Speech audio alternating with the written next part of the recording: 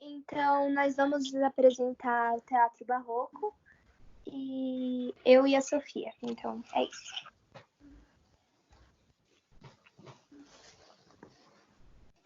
O Teatro Barroco, ele foi um movimento cultural e filosófico da história cultural e ocidental. Ele surgiu na Europa, mas ele teve início na Itália, em Veneza. E ele decorreu aproximadamente entre os meados do século XVI e XVIII.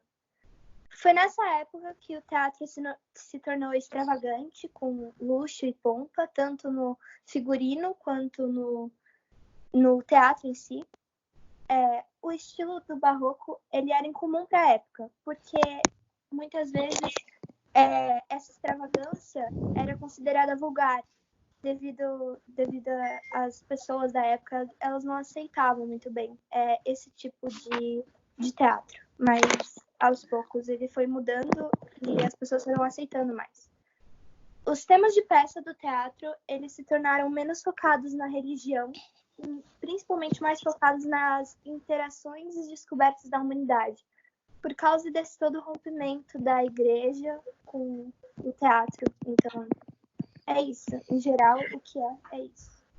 Gente, se a gente for pensar um pouco, fazendo a ligação da aula passada, que a gente está falando comédia dell'arte, que o teatro era para o povo, que estava lá nas ruas, aí a mulher entrou, trouxe eles para dentro dos palácios e coisa e tal. Se, naquela época, ele entrou dentro dos palácios, é claro que, com o passar da época, ele ficasse mais luxuoso, a cara dos reis, das rainhas e, né, da corte toda. Aí você bota uma pompa toda no teatro, bota aquelas coisas, aqueles vestidos, aqueles não sei o quê, e aí, claro que ele não é bem aceito. Por quê? Se você for pensar, a gente está falando de todo mundo? Não, a gente está falando da população que consumiu o teatro, que era o povo. Se ele se tornou a cara, digamos assim, do pessoal dos palácios, ele já não tem mais a cara do povo, né?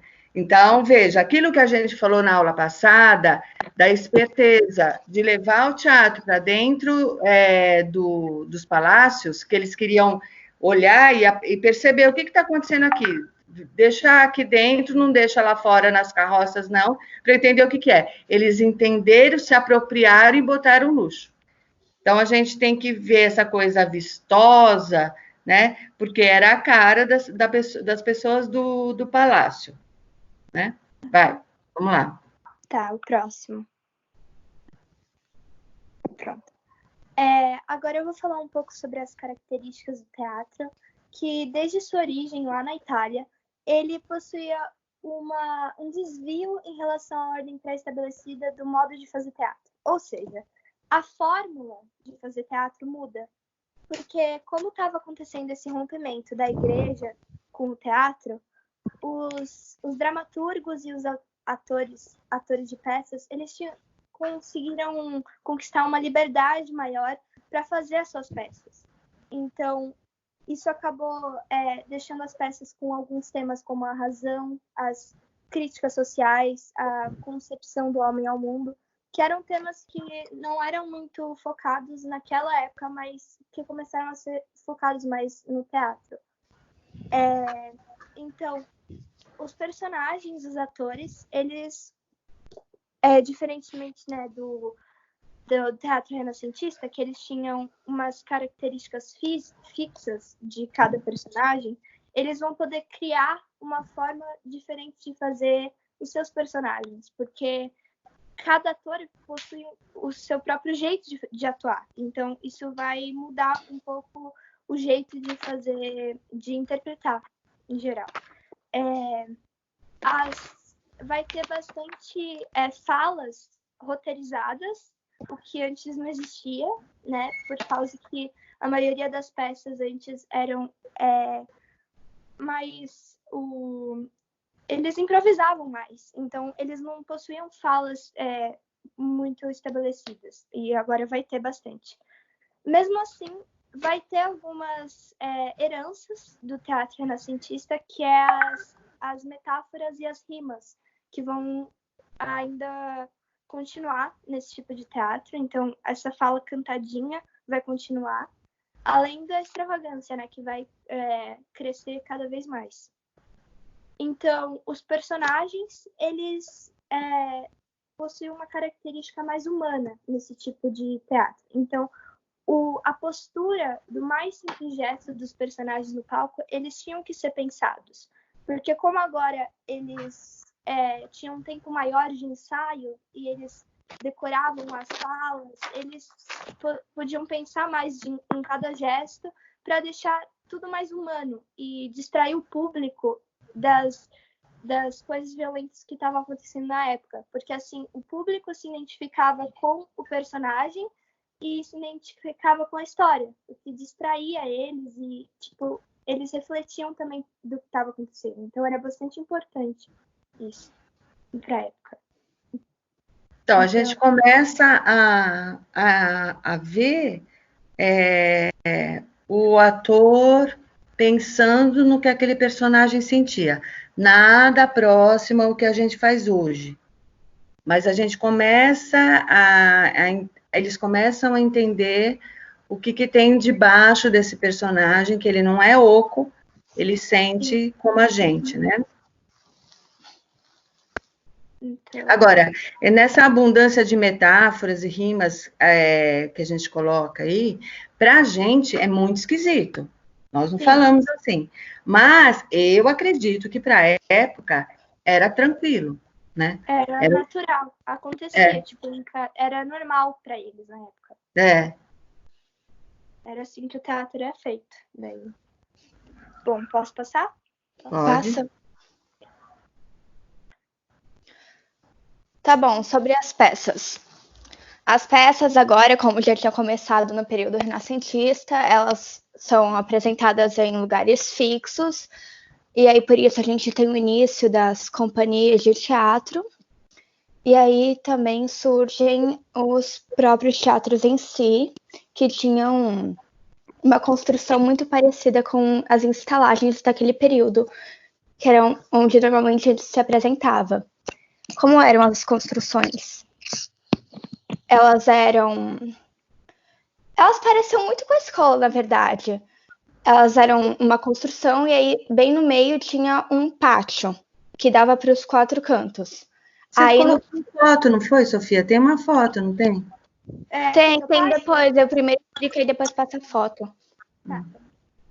Aí, onde ficaria a gruta da escola, ficaria, tipo, o palco. E aí, tipo, tá dando pra me ouvir? Sim.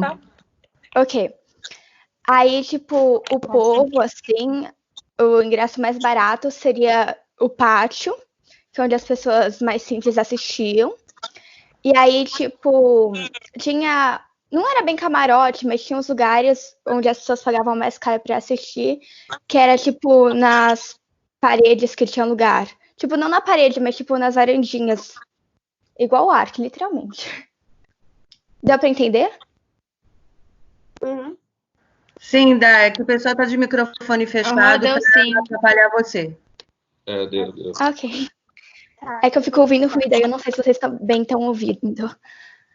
Aí a gente tem umas imagens, tanto na Inglaterra como na Espanha.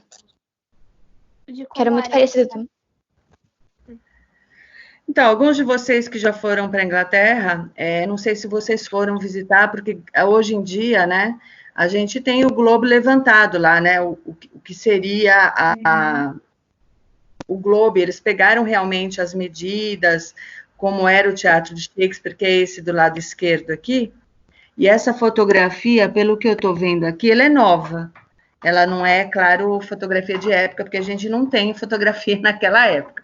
Então, eu acho que essa aqui é inclusive é do Globe, que é lá na Inglaterra, onde as pessoas, elas parece meio que um show, né? As pessoas ficam meio perto e em volta. Então, você tem público toda a sua volta.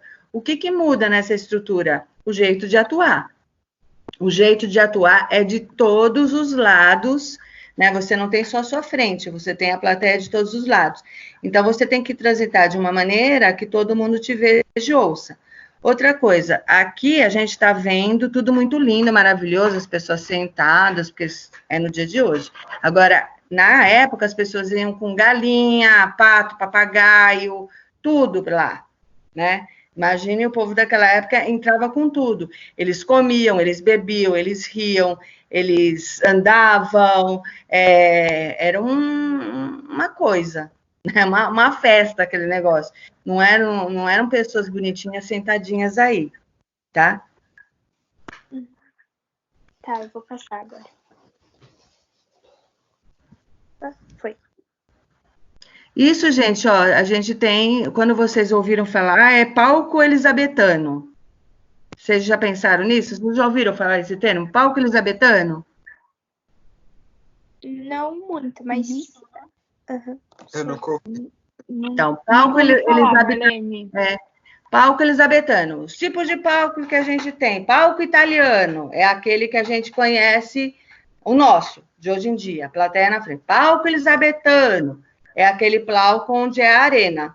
Então, a gente fala da arena ao palco elisabetano. Quando vocês ouvirem falar, vocês já sabem o que é. Palco elisabetano é esse onde as pessoas estão em volta. Ah, tá. Ok. Tá? Pode ir? Tá bom, os cenários, tipo, eles eram cenários bem simples, ou seja, eles não gastavam muito tempo fazendo o cenário e sim as outras coisas em si. Geralmente era tipo um objeto que marcava, por exemplo, um trono para representar a casa de um nobre, uma cruz para a igreja ou cemitério. Eles tinham a iluminação natural, porque como vocês viram na imagem, é aberto o teto, aí por isso não fazia uso de refletores, nem nenhum tipo de luz artificial. E aí, como é a primeira vez que eles tinham um palco assim fixo, um lugar ou teatro para representar, eles começaram a fazer alguns efeitos especiais, tipo raspão, essas coisas. Por isso que a maioria das peças eram feitas de dia, né, gente? Não tinha iluminação. E à noite a gente fala de vela, mas eu não sei, viu? Eu não sei se funcionava, não. Isso é o meu palpite. As pessoas falam que existia. Eu acho difícil. Mas, enfim. Aí vocês podem ver que não tem muito cenário, tanto nas duas imagens, né? Não, se a gente for falar de cenário, não existe essa arte ainda. A arte de fazer cenários, não tem isso ainda. É muito parecido com aquele filme que as meninas mostraram na aula passada, né? Entra um negócio pintado e tal. A gente tinha nessa época o quê? O que era forte? Era a pintura, né? As artes plásticas. Era muito forte. Então, o que virava cenário? Um quadrão atrás pintado por alguém. A gente não tem esses cenários que a gente muda, que a gente rola, não. Os cenários eram quadros, né? Que entravam e saíam em tecidos, nessas coisas todas. Certo. Vou passar para o próximo, né? Bom, o figurino, ele era geralmente pensado minuciosamente, porque as características dos personagens, elas tinham que ser bastante mostradas no figurino. Então, as cores eram muito importantes. Por exemplo, os heróis de peças, ou os personagens bonzinhos, eles usavam geralmente cores mais claras. Já os personagens que eram considerados vilões da história eram as cores mais escuras. Além dos personagens que eram o casalzinho da peça, eles geralmente usavam cores parecidas um com o outro. Tudo para ajudar o público a diferenciar os personagens. Como eu falei, a cor ela era muito importante para a época, porque a maioria das pessoas que viam o teatro, elas eram camponeses e pessoas da classe baixa. Então, as cores não eram muito utilizadas na vestimenta deles. As únicas vezes que eles viam cores nas vestimentas das pessoas eram ou nos reis ou nos nobres e no teatro, porque o teatro era patrocinado assim por essas classes sociais mais altas. Então, quando eles viam esse tipo de... os personagens, todos com aquelas cores nos palcos, ajudava eles a entrar mais nesse aspecto dessa fantasia, dessa atmosfera mágica, e livrar um pouco desse dia a dia pesado deles. E isso ajudava bastante a entrar na história. As roupas, as cores e tal. As mulheres, que não eram a maioria ainda, mas que interpretavam no teatro barroco, elas poderiam desempenhar o papel de heroínas, e muitas usavam plumas de cores brilhantes ou grandes saias, para diferenciar mesmo o homem da mulher. As grandes saias ajudavam isso. Por exemplo, se fosse um homem que interpretasse um papel feminino, é claro que você conseguiria ver que era um homem, mas as saias, os vestidos grandes, ajudavam a diferenciar. Então, isso era bom. Os heróis, que, como a Sofia disse, não tinha tantos efeitos especiais, assim, como, fumaça, ou luzes de cores diferentes. Então, aquela luz natural que entrava e batia na roupa dos heróis, que geralmente era de lantejoulas, ajudava a reforçar os atos heróicos do palco. Então, o figurino ajudava muito nessa criação de personagem e tudo mais. Esses são alguns figurinos de época. Como vocês podem ver, os personagens masculinos, eles tinham essa calça, né? Um pouco diferente, que ela se chamava bragulha, e era meio que o estilo de época, né? E quanto maior era, mais pomposa a bragulha era nos homens, significava que eles eram mais nobres. Então, só de você perceber no palco um homem com a bragulha um pouco maior, mais sofisticada, você já identificava que ele era nobre. Já se era um pouco menor e menos pomposa, dava para perceber que ele era de uma classe mais baixa, porque era assim que funcionava na época. Os corpetes das mulheres, os grandes vestidos, também era o estilo de época. Então, eles levavam o estilo de época para o palco, quero dizer. Então, é isso. Peraí, então eu posso mudar? Pode. Aqui. Tá, agora o que acontecia na época, ou seja, o contexto histórico. Isso tudo foi depois da reforma protestante e tudo mais. E aí, então, a gente tem a influência do pensamento humanista, porque as pessoas começam a se distanciar um pouco da igreja. Ela deixa um pouco, assim, de mandar na vida de todo mundo. E aí a gente acaba tendo um aumento, assim, nas atividades intelectuais e artísticas. Nesse período também foi conhecido como o século das luzes, por causa de todas as ideias iluministas, todos os pensadores e tudo mais.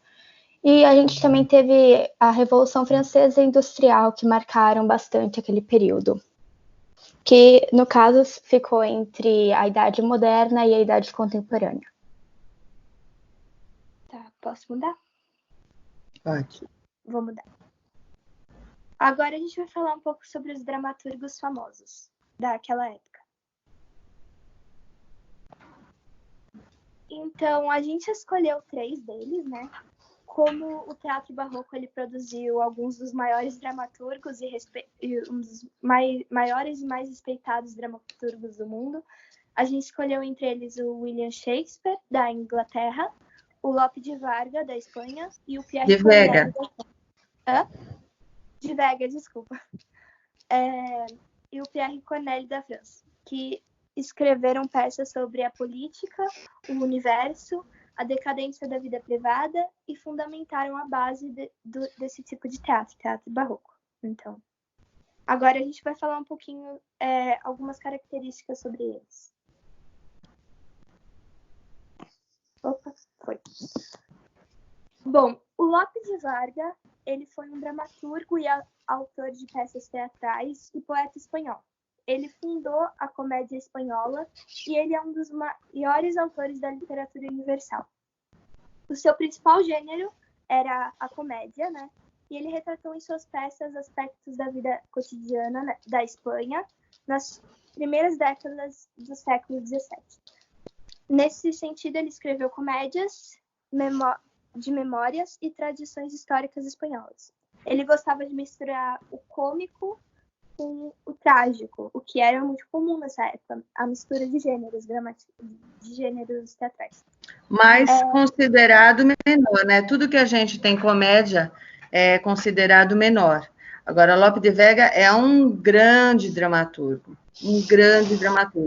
Mas o coitadinho nasceu junto com Shakespeare, né? Aí não deu para ninguém. Mas ele ainda é um dos bons dramaturgos daquela época. Sim, sem dúvida nenhuma. Uhum. O Pierre Corneille, ele foi... Eu nem sabia que Corneille chamava Pierre. Eu nunca ouvi falar do primeiro nome dele. Bom, ele é mais conhecido como Corneille, ele foi um dramaturgo de tragédias francês. Ele foi um dos três maiores produtores de dramas da França durante o século XVII, ao lado do Molière e do Racine. Racine. Agora, Racine é extremamente importante, Corneille também, mas o Molière é o que marca pra gente, né? Uhum, sim. Ele é considerado um dos mais importantes escritores do Barroco e do classicismo francês, e chamado até de fundador da tragédia francesa, que, ao contrário do Lope de Vega, o principal gênero dele era a tragédia. Então, ele escreveu as peças por mais de 40 anos. Sua obra mais importante foi o Cid, e em suas peças também houve a presença de inovações teatrais. Ele retratou obras de valores morais e princípios da sociedade francesa durante o Antigo Regime. Então, essas são as características do Corneille. É o Cid, como a gente costuma falar, ela é muito montada. Uhum. Até hoje em dia, ela é muito montada. Uhum. E ao lado algumas das outras peças dele que ficaram bastante famosas depois. Bom, posso passar? Pode.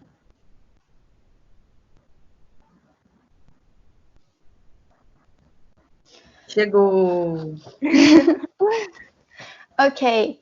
William Shakespeare provavelmente é o nome assim mais reconhecido, não só do período barroco, de todo o teatro elisabetano e do teatro em si, né?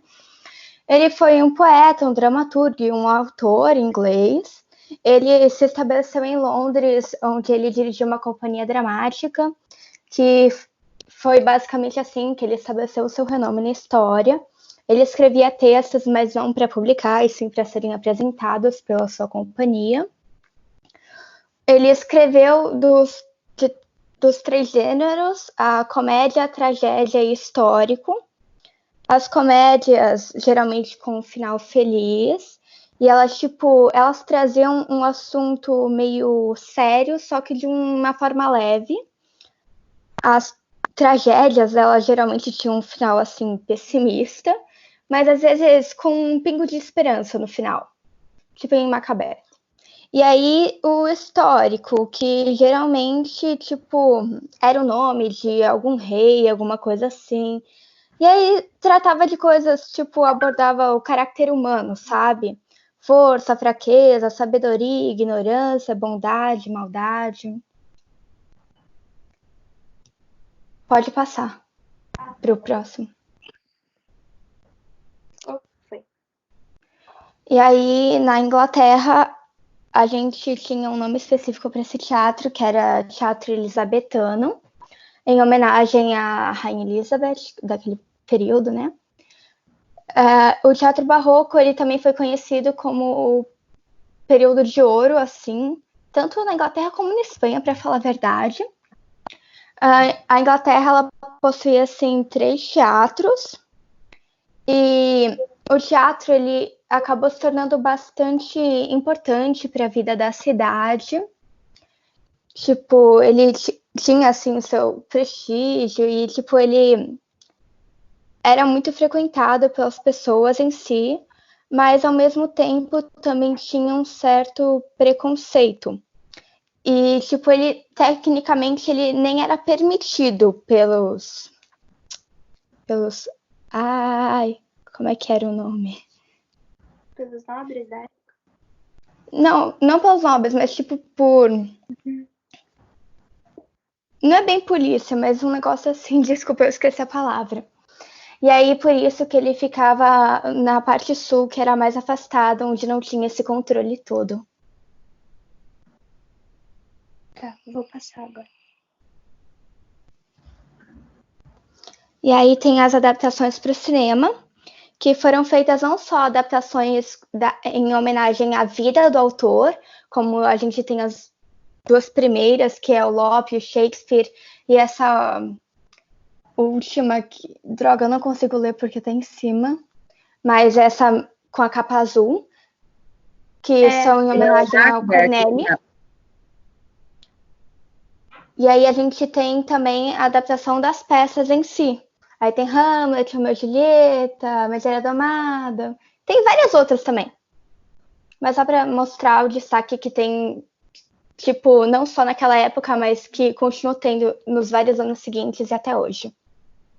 Agora a gente vai mostrar um pedaço do Shakespeare Apaixonado, que é esse segundo aqui que vocês podem ver aqui. E tá no grupo o link, se não der. Vamos ver se dá. Ah, dá, eu acho. Deixa eu ver. Dá ou não? Acho que não, né? Não tá dando play. Aqui tá parado, não tem uma imagem só. Ah, tá. Então é melhor ver no grupo mesmo. Então, vocês... Não, peraí, tá rodando alguma coisa aqui.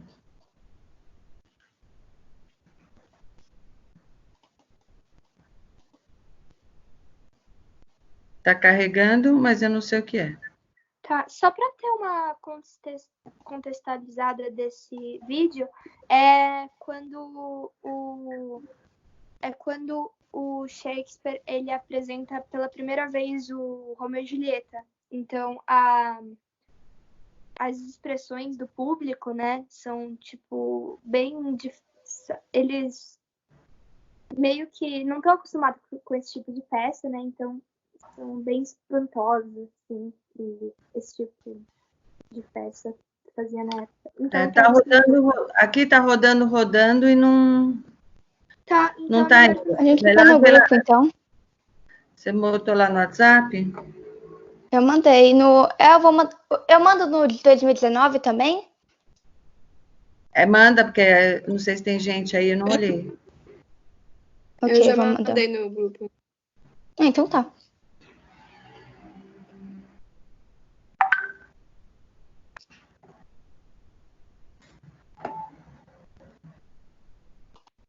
Depois vocês falam quando vocês terminarem de ver. Vou fechar o microfone para ver, tá? Tá bom.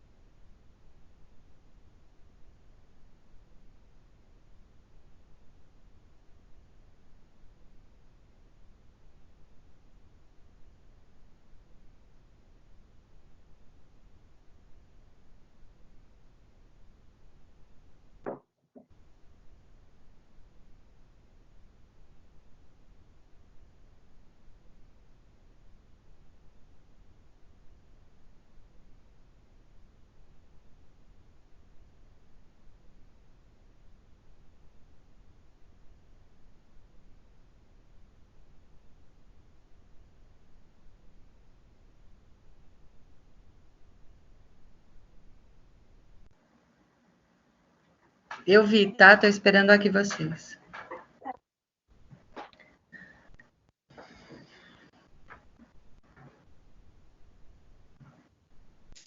Pra mim, acabou já. Tá, vamos falando aí quem acabou o vídeo. Acabou Pra também. mim também acabou. Também já acabei. Todo mundo acabou? Sim. Ah, tá bom. É só. Acabei também. É só uma. Só pra, tipo, complementar o vídeo, né? É que na época os homens, aí eles usavam. Eles faziam papéis femininos. E no filme mesmo tem essas cenas. E a gente só queria mostrar pra vocês. Ô, Sofia, Helena, você que estava me perguntando sobre as mulheres no teatro, como é que ficou essa ideia na sua cabeça?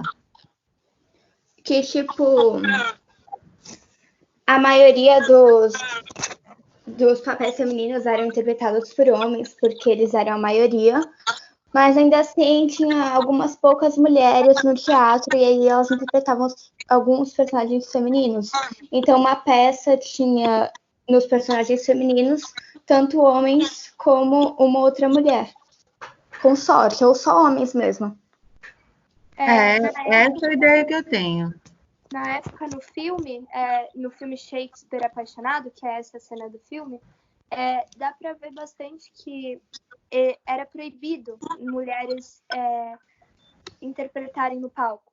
Então, a Julieta, né? A Julieta não, né? A namorada do Shakespeare aí, nesse trecho do filme, ela não era pra estar no palco, né? Foi por causa que essa personagem aí que tá de vestido vermelho aqui, esse homem, ele acabou esquecendo as falas da Julieta e ela, como sabia toda a peça, ela entrou para substituir.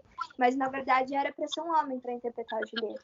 Então, era proibido antes. Então, Na verdade, outra coisa interessante, assim, é que ela era, tipo, nobre. E, tipo, o teatro para os nobres, assim, era muito mal visto. Então, foi, tipo, um choque quando ela apareceu. Também, verdade. O bacana do vídeo é que a gente pode observar as características que a gente falou. O espaço aberto, sem iluminação, que não tem cenário direito, tem um caixão. Os figurinos que você pode comparar com o das pessoas que estão assistindo, que são muito mais extravagantes, coloridos e brilhantes. E tudo mais. Assim, né? A gente vê uma cena tão romântica de Romeu e Julieta, como a gente viu aí no vídeo, mas se a gente for pensar nua e cruamente, imagina uma Julieta homem, o outro homem para aquela época. Todo esse jeito de interpretar, essa coisa junta, de dar beijo, de não sei o quê, eu acho que vem muito da modernidade, né? Tá certo, ele conseguiu, o Shakespeare, colocar esses sentimentos dos seres humanos, de dor, de paixão, de angústia, muito perto do que as pessoas realmente sentem. Tanto que vocês veem a plateia no final, ali, né, paralisada por aquele sentimento que ela não estava acostumada a ver no teatro. É como a vida normal, quando ela pega a draga ali para se matar, o pessoal, né, tem uma reação, eles estão completamente envolvidos naquela história por aquele sentimento. Mas, voltando, se a gente for pensar nua e cruamente, essa paixão não deveria, naquela época, ser representada desta maneira tão próxima, tão doce, né?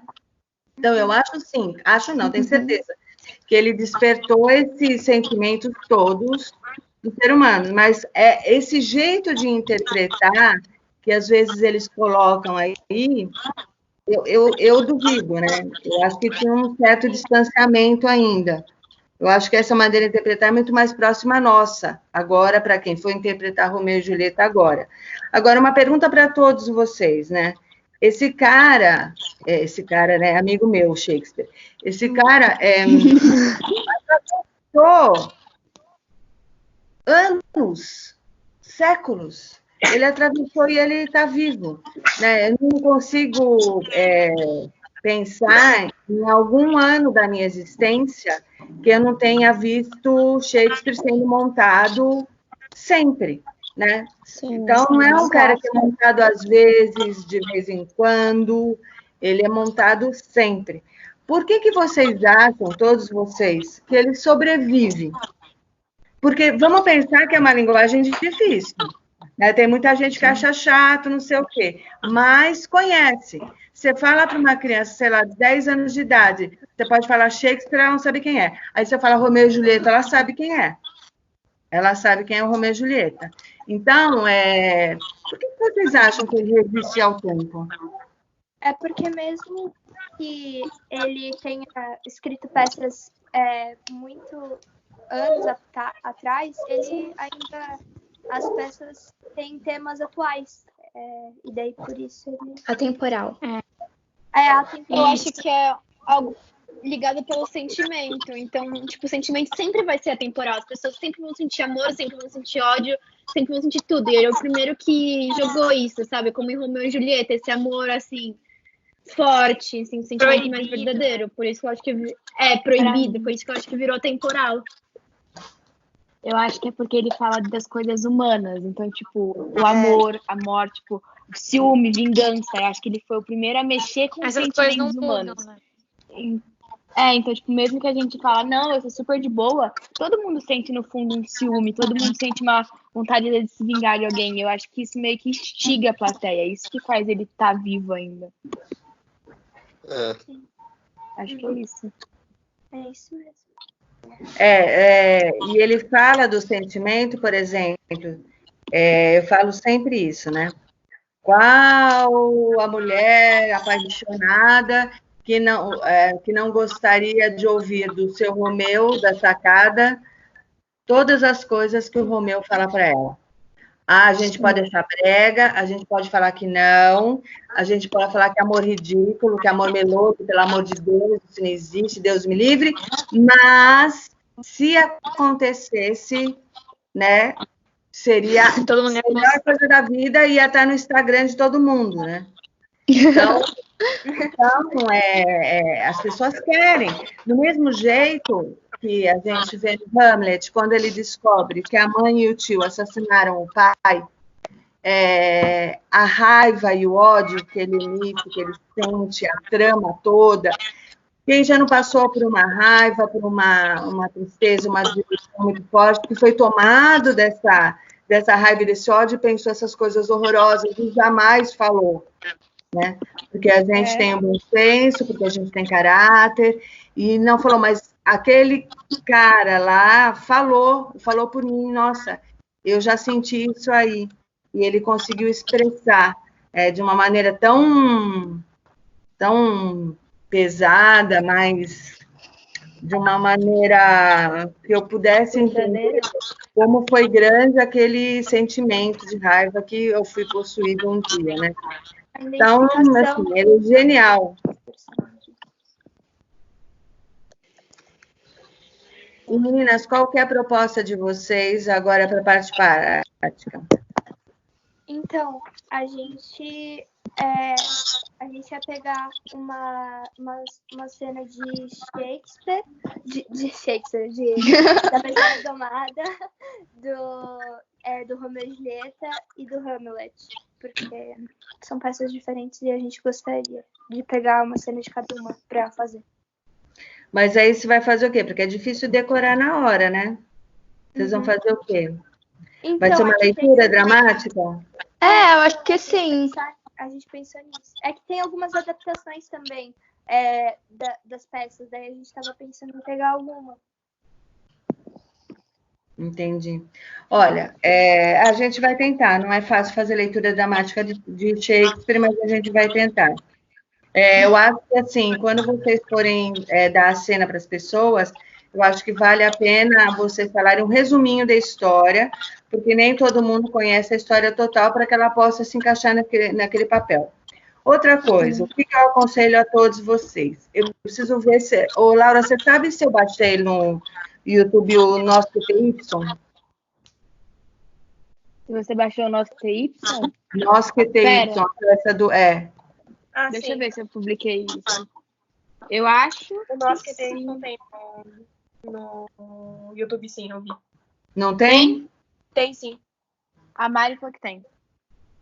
Pelo Não, mas, eu- tá lá no canal do YouTube, é isso? Tá. Tá. O que eu aconselho vocês? A assistirem Nosso QTY. O que é Nosso QTY? É a história do Shakespeare. Então, a gente fez todo um levantamento com o GTA da história do Shakespeare, né? E a gente passeava pela história dele, mostrava a história da vida dele e parava nos momentos que ele estava escrevendo a peça. Então, eu mostro cenas de várias peças do Shakespeare, com o Shakespeare presente, dialogando com os personagens dele. É coisa de louco. Ele fala com Hamlet, ele fala com Romeu e Julieta, ele conta o que aconteceu, tem umas coisas engraçadas, mas a maioria das coisas sérias. Nós tivemos que fazer a leitura de toda a parte psicológica do Shakespeare, para que a gente pudesse entender o que estava se passando na cabeça dele quando ele escrevia. E aí a gente foi ler Freud também, porque o Freud ele baseia muitas das coisas, das teorias dele, em Shakespeare, nas obras de Shakespeare, né? E a gente foi fazer todo esse levantamento. Então, é um texto que eu me orgulho muito de ter escrito, porque ele tem nuances maravilhosas, sabe? E você consegue entender quem é esse cara e a importância dele para a gente. E entender também os personagens dele, porque muitas vezes ele conversando com os personagens, você consegue entender por que ele está falando isso, né? Por que ele está sentindo isso? Então, assistam, agora que vocês estão aí em casa, em vez de assistir a novela das 8, que é repetida, bota no coisa, assiste. Logo depois dessa aula, que eu acho que vai ser muito legal para vocês. Entenderem o Shakespeare, entenderem as peças dele, os pedaços das peças, entender o que a gente está falando. A gente abriu o espetáculo entrevistando pessoas na rua, perguntando para elas quem é Shakespeare, por que ele é importante. Então, a gente foi para a rua perguntar para as pessoas, foi um trabalho lindo, assim, um trabalho que eu me orgulho mesmo. Talvez não tenha feito tanto sucesso, por quê? Porque é uma coisa mais densa, né? Não botei o pessoal para rir, eu botei o pessoal para pensar. Mas, apesar de que estava cheio todos os dias, mas não era uma peça que as pessoas iam 2, 3 vezes assistir, mas um trabalho dramático fantástico. Então, assistam. Eu estou fazendo propaganda de mim mesma, mas, na verdade, é do trabalho do GTA. Assistam, é muito legal. Aí, tem mais alguma coisa? Pode abrir para algumas perguntas? Pode. Então, se vocês tiverem perguntas, gente. Eu tenho uma que eu anotei. A gente tira do slide aqui? Pode tirar. Tá bom. Alguém sabe como tira? Posso? Não tenho a mínima ideia. Lenita, como é que tira isso aí? Lenita. Oi, pera. Quem aparece, tipo, encerrar apresentação. Aí você clica nisso. Não tá aparecendo pro meu. Eu acho que é quem tem o controle. Não sei. Tá com a Carol, né? Controle. Ou com a Sofia, não sei. Foi? Pronto, tirou. Foi.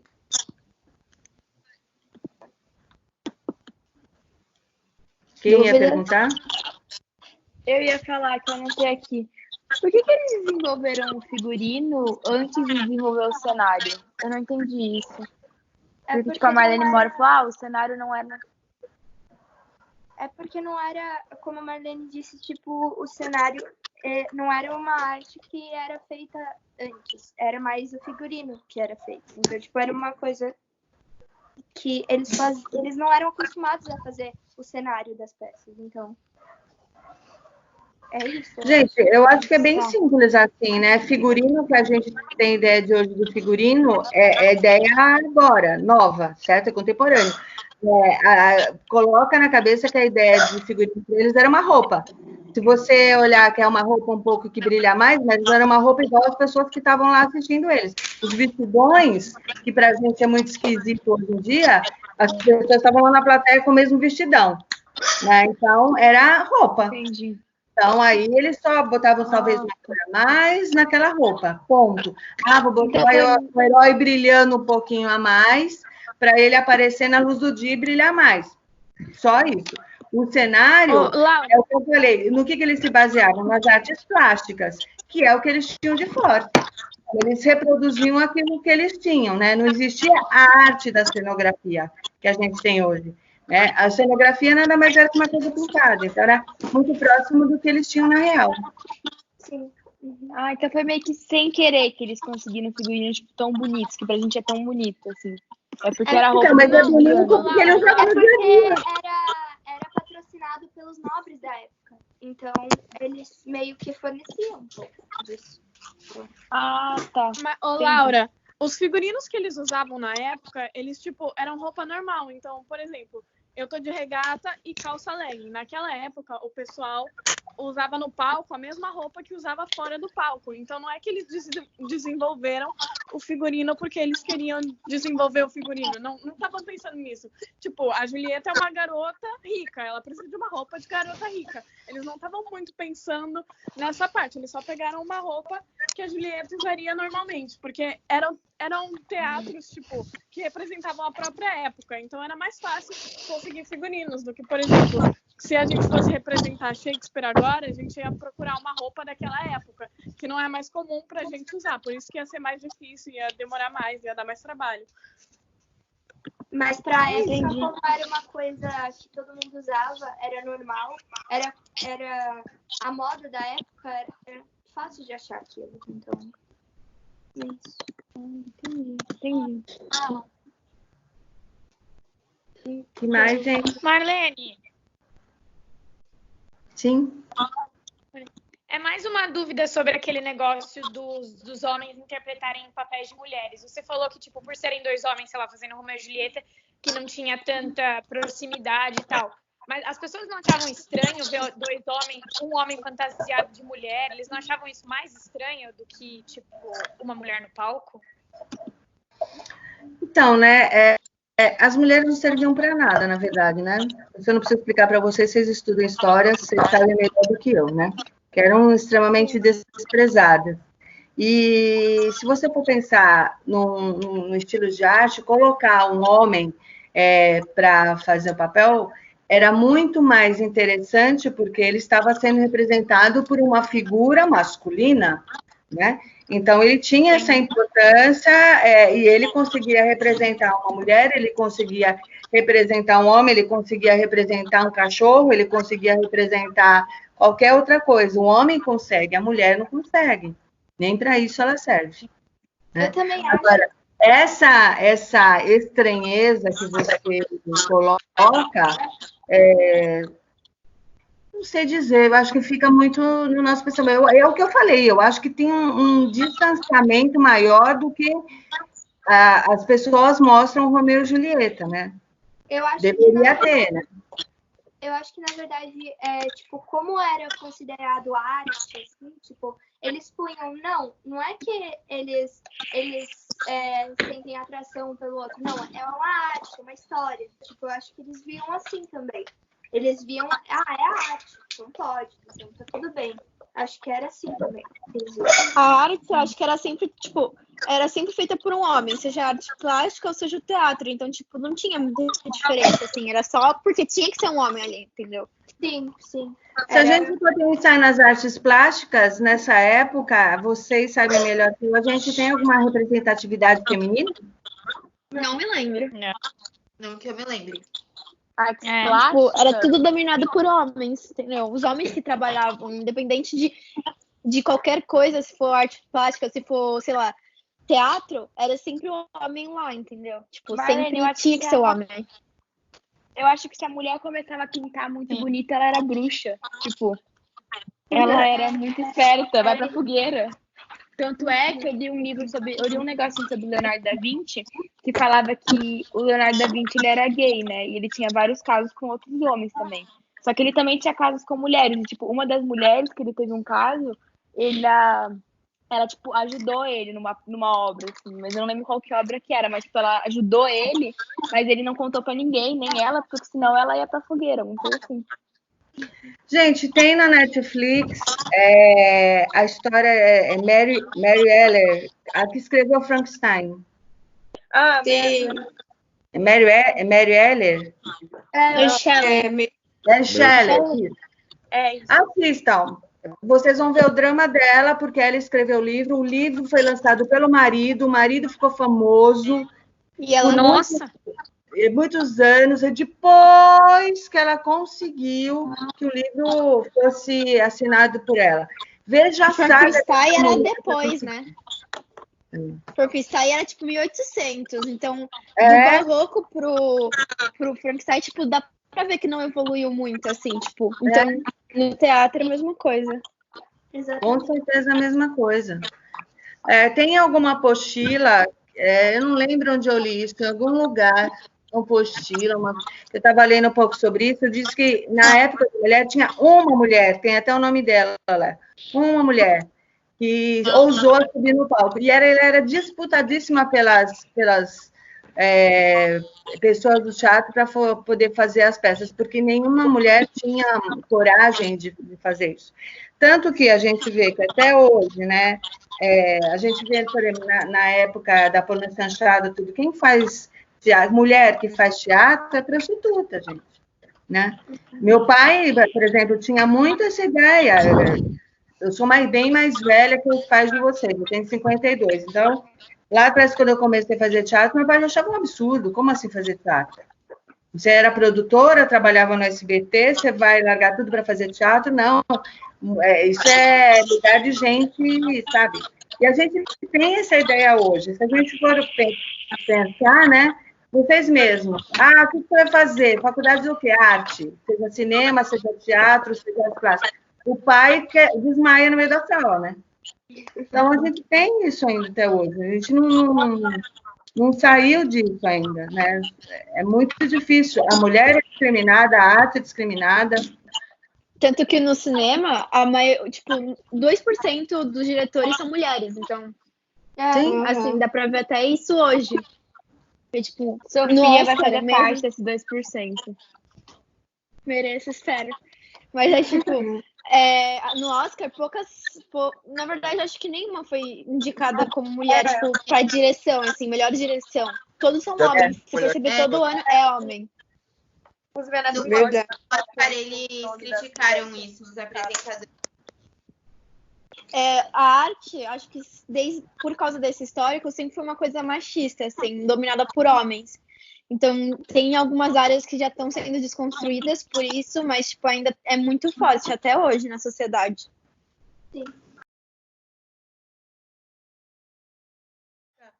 Então, o teatro clássico ele teve origem em Paris, no século XVII, e seu apogeu foi no reinado de Luís XIV. Ele passou por um período de transição entre o barroco e o romântico, e ele era considerado um movimento equilibrado e seguia a poética dramática. Então, era tipo um movimento muito elegante e também era um teatro elitista. Então, era só visto por tipo, burgueses, nobres. Então, alguma das suas características era a volta aos clássicos greco-romanos. Então, no teatro clássico não teve muito de nada novo, assim. Eles se baseavam em vários outros teatros.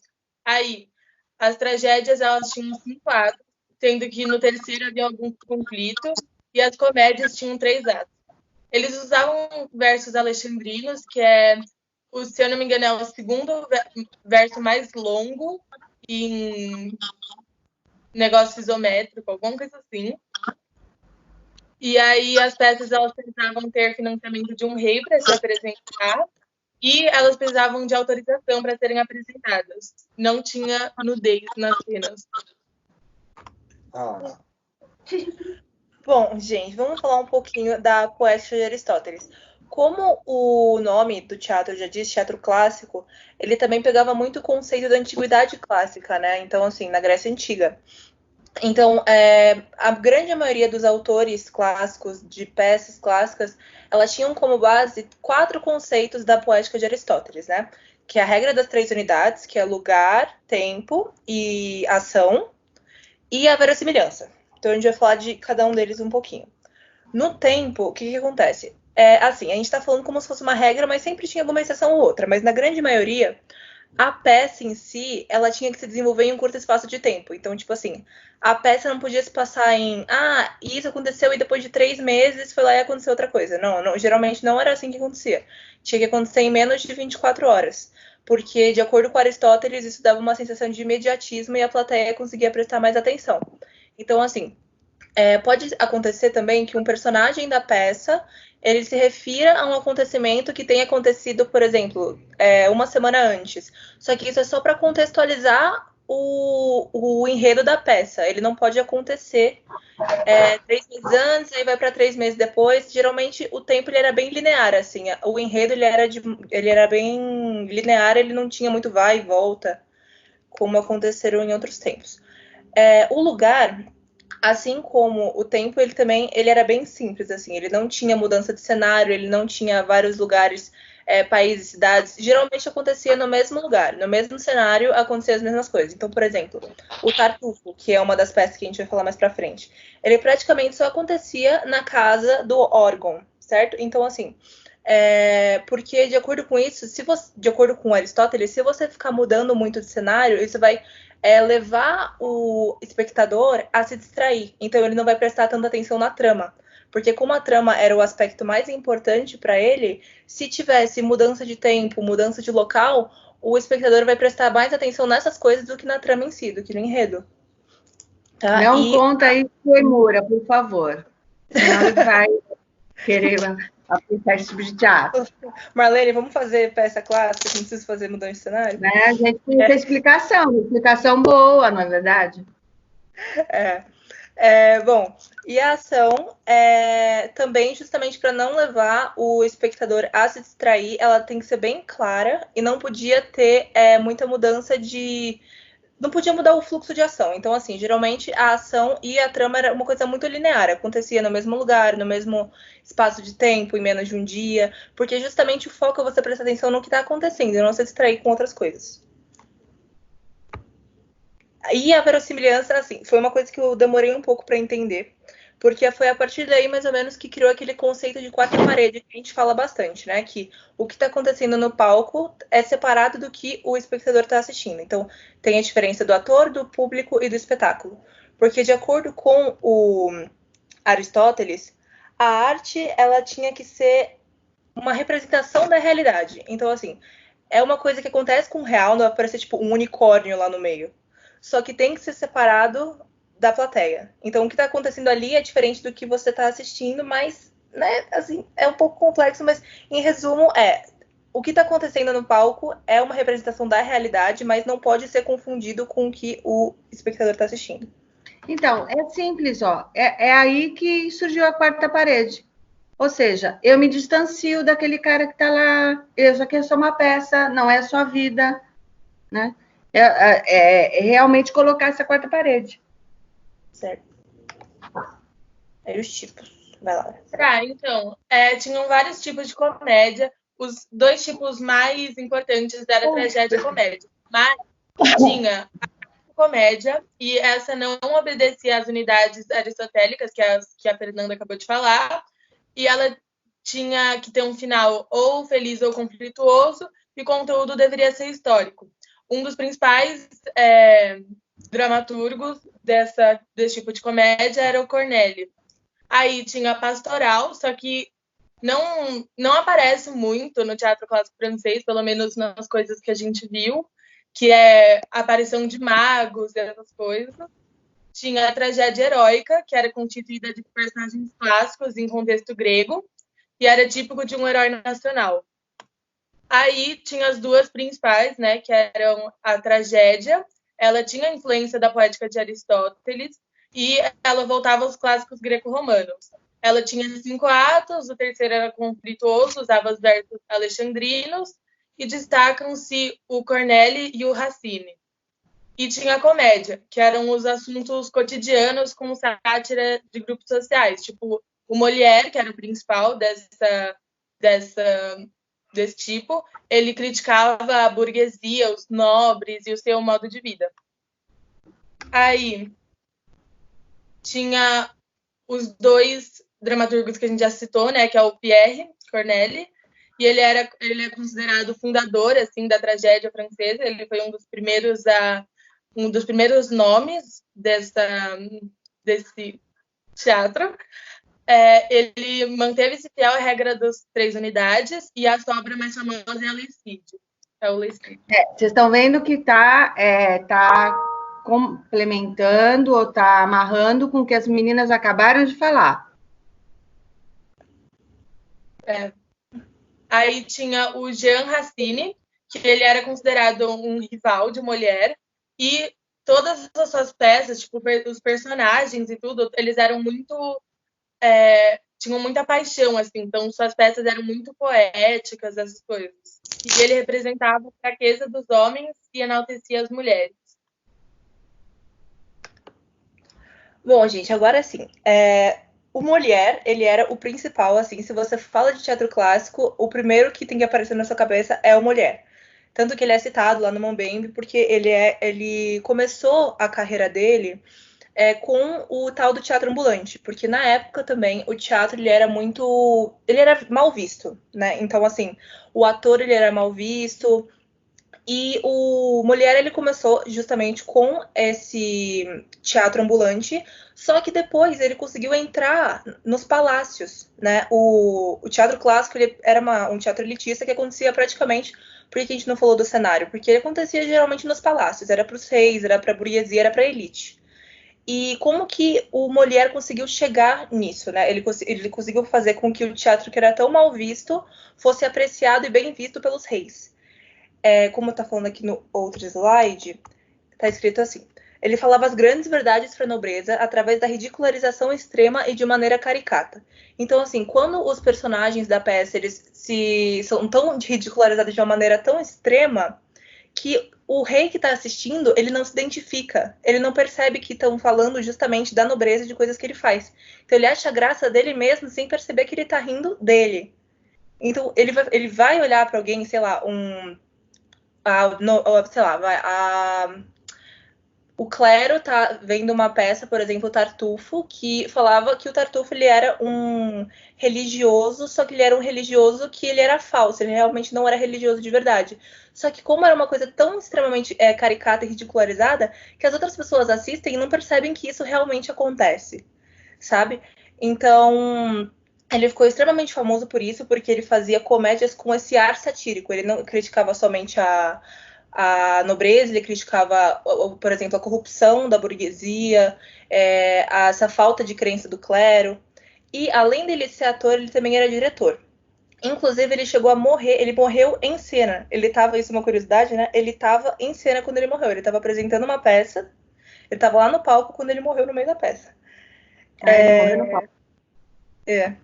E aqui a gente colocou um link que, na verdade, é só um comecinho, são 2 minutinhos do início de uma peça do Molière, que é mais para vocês terem noção, assim, o figurino também, assim como no teatro barroco, ele era as roupas que usavam na época, né? Mas só para vocês terem uma noção maior, um início com música e tudo mais. A gente mandou no grupo do WhatsApp, se vocês conseguirem abrir aí, depois a gente volta. E presta atenção também nas maquiagens, que eram todas enfarinhadas, assim. A cara branca, maquiagem colorida, uma coisa bem caricata, assim. Pra ver agora? Vocês tinham mandado mais cedo? A gente mandou, deve estar lá pra cima, que a gente mandou mais cedo. Deixa eu... Calma, eu já vi. Eu vou achar pra vocês. Eu acabei vendo quando vocês mandaram. Assiste de novo, então. Brincadeira. Aqui, eu vou mandar no 19 também, que ele me pediu. Pronto. O Avarento, é isso? Isso. Tá. Vou baixar meu microfone. Tá.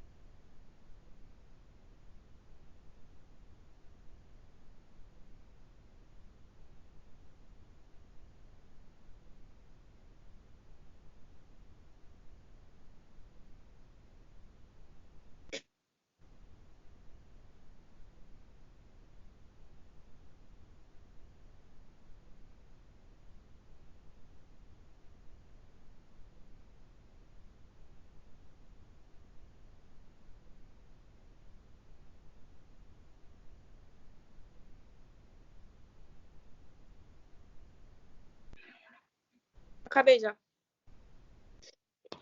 Também já acabei. Acabei também. Acabei. Oi, todo mundo acabou? Espera mais alguém?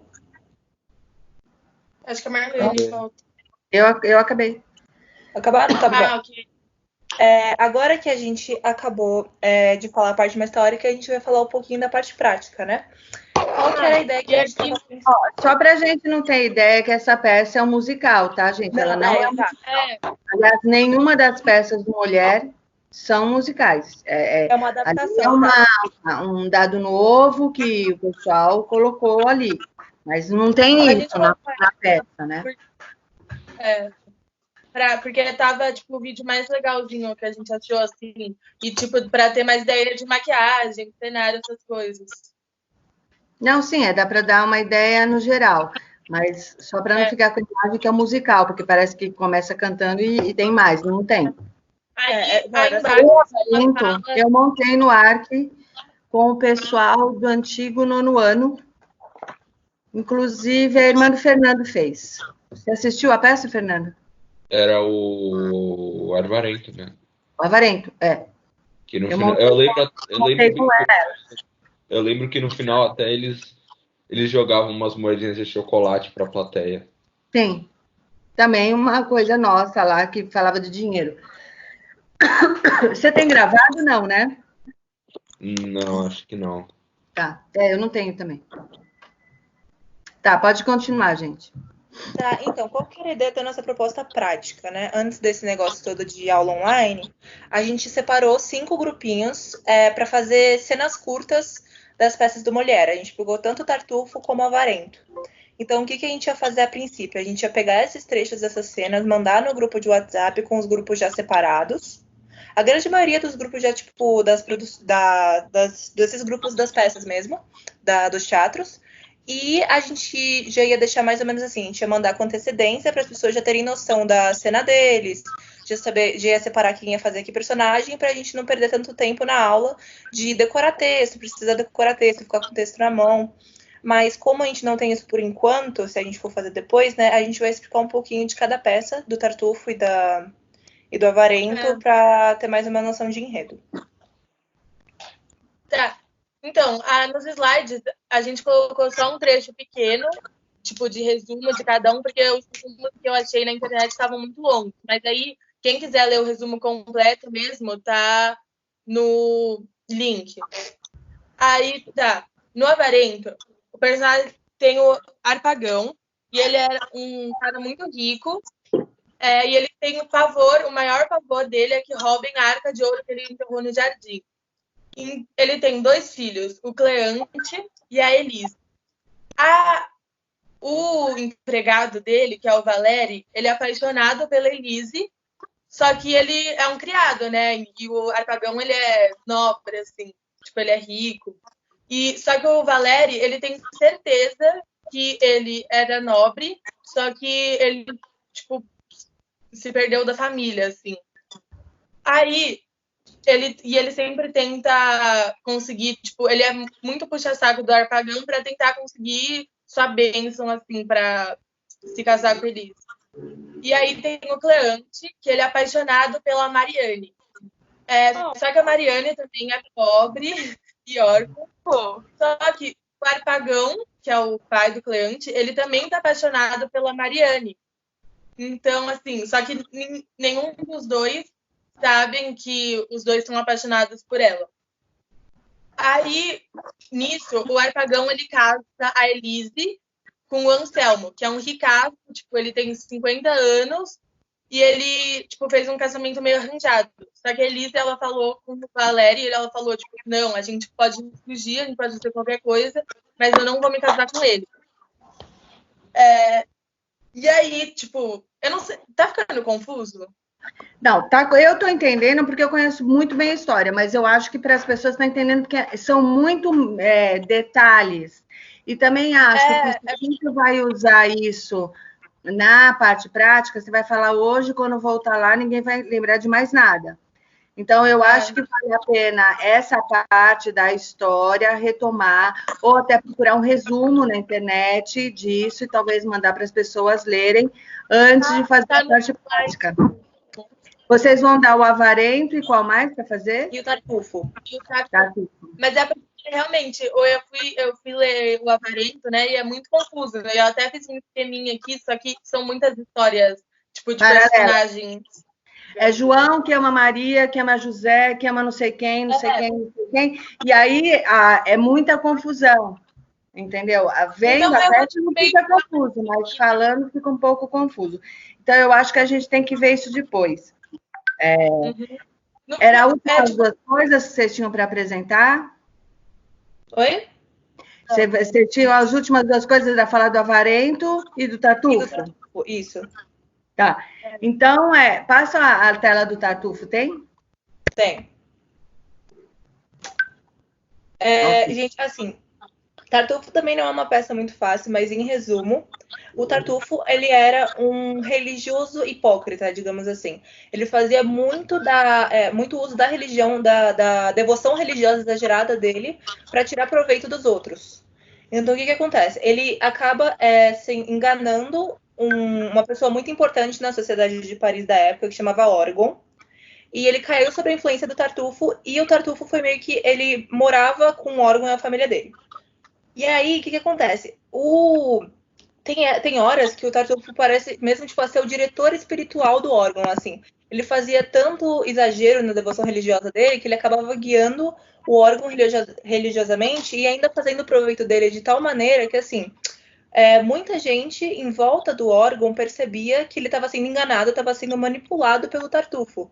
Só que ele mesmo não reconhecia isso. Tanto que chega um ponto da peça que ele propõe a mão da filha dele pro Tartufo. Que o nome da filha dele era Mariane. E ela fica extremamente chateada com isso, porque ela já tinha a mão prometida para outra pessoa.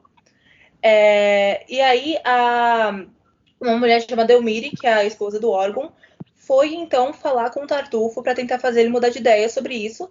E é nessa hora que o Tartufo vai lá e tenta seduzir a mulher do Orgon. E é a partir desse ponto que o Orgon percebe que ele está sendo enganado, que ele está sendo completamente manipulado, né? Então ele vai lá e expulsa o Tartufo da casa dele.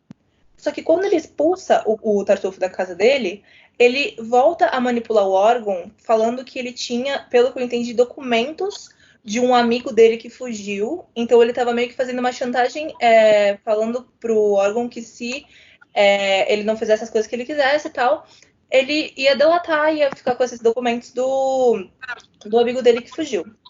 Em outro ponto da peça, mais no final, o Tartufo chega falando que delatou ele pro rei, delatou o Orgon pro rei e que ele devia ser preso. Então eles tentam uma fuga e tal, só que aí nessa hora o Tartufo aparece com um policial. Só que no final de todos, porque acaba preso é o próprio Tartufo. Porque como ele já era conhecido por ter aplicado outros golpes, tudo isso era um próprio golpe para fazer com que o Tartufo fosse preso. E aí, desse final, o Tartufo é preso e a Mariane, que era a filha dele, que tinha a mão prometida para o Tartufo, casa com quem ela deveria casar. Enfim, é isso. Fez sentido? É que é muito nome, é muito vai e volta, é muito nome que ama quem que vai, que tem a mão prometida para um, que é prometido para o outro. Mas, em resumo, o Tartufo ele é um caloteiro que estava tentando enganar mais um. Bom, eu acho que é isso, gente. Pergunta, gente.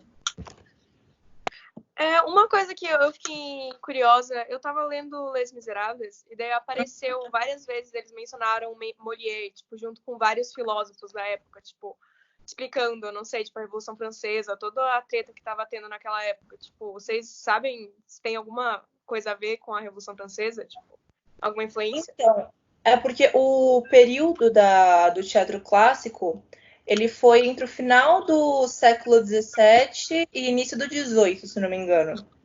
Então, como a Revolução Francesa foi justamente mais ou menos nesse período, 1789, né? Então, o Molière ele já era meio que conhecido. Deve ser por isso que, justamente por ser na França, ele ser mencionado tantas vezes. Mas, tipo, as peças dele tinham alguma coisa a ver com, tipo, os ideais da Revolução Francesa? Ele era alguma espécie de filósofo? Ou era não, que eu saiba, não. Não. Eu Não. só fiquei curiosa. É que eu tava lendo, daí eu lembrei do Molière falando na peça.